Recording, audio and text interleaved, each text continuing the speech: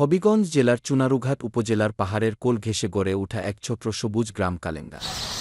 প্রকৃতির কোলে বসবাস এই গ্রামের মানুষের। পাহাড়, বন আর পাখির কলতানে প্রতিদিনের জীবন শুরু হয় এখানকার মানুষের। এই গ্রামে মুসলিম পরিবারের সংখ্যা খুবই কম। তবুও তারা এখানে গড়ে তুলেছেন ধর্মীয়, সামাজিক এবং শিক্ষাগতভাবে এক উজ্জ্বল দৃষ্টান্ত। এখানে রয়েছে বন বিভাগের range office, bit office, BGB camp, forest rest house, মসজিদ, মাদ্রাসা, হিফাজ বিভাগ এবং একটি সরকারি প্রাথমিক বিদ্যালয়। ছোট হলেও একটি বাজার রয়েছে যেখানে গ্রামের মানুষের প্রয়োজন মেটে। কালেঙ্গার আরেকটি বড় পরিচয়, এখানকার মানুষ বন নির্ভর নন।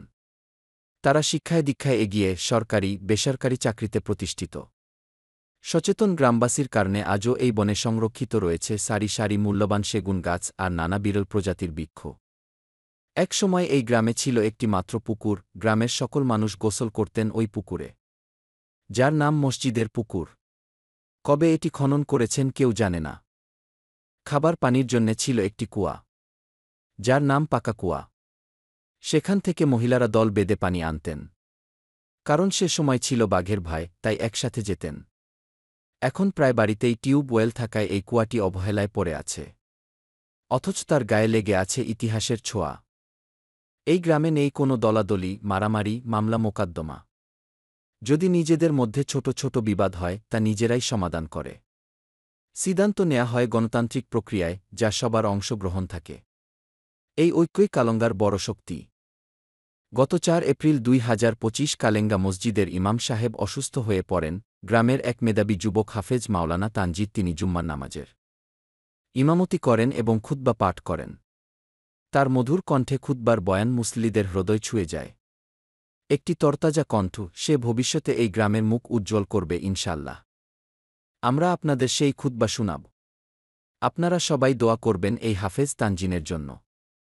তিনি যেন দিনের খেদমতের মাধ্যমে আলোকিত করতে পারেন কালেঙ্গার আকাশ।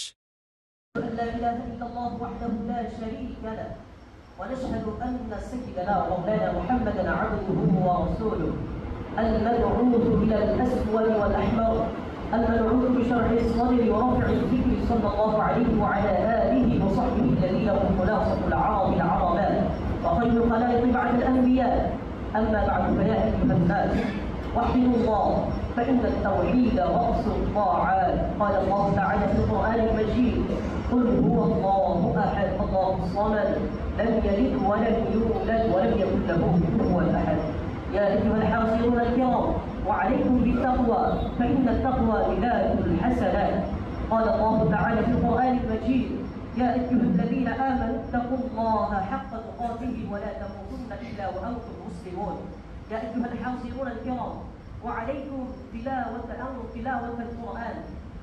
يا أيها الحاضرون الكرام وعليكم بالسنة فإن السنة تهدي إلى الإطاعة ومن أطاع الله ورسوله فقد رشد واهتدى. وعليكم بالإحسان فإن الله يحب المحسنين ولا تقنطوا من رحمة الله فإنه أرحم الراحمين. ولا تحبوا الدنيا فتكونوا من الخاسرين. ألا وإن نفسا لن تموت حتى تستكمل رزقها فاتقوا الله وأجملوا في الطلب وتوكلوا عليه إن الله يحب المتوكلين.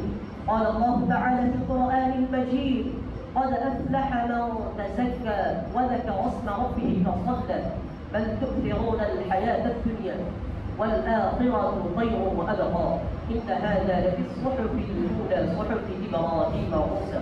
بارك الله لنا ولكم في القرآن العظيم ونفعنا وإياكم بالآيات والذكر الحكيم. أستغفر الله لي ولكم ولسائر المسلمين فاستغفروه إنه هو الغفور الرحيم.